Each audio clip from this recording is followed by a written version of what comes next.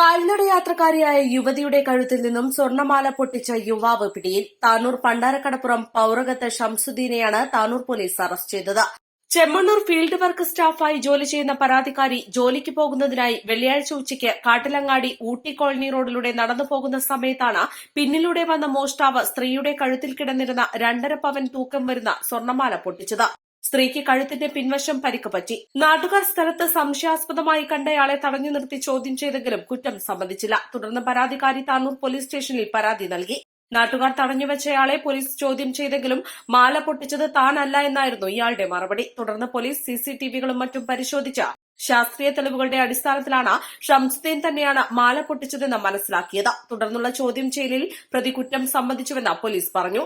Tanur police inspector Tony J Mattam, sub inspector Sujith, assistant sub inspector Salesh, Sreejith, Prashobh എന്നിവരടങ്ങിയ സംഘമാണ് അന്വേഷണം നടത്തിയത്.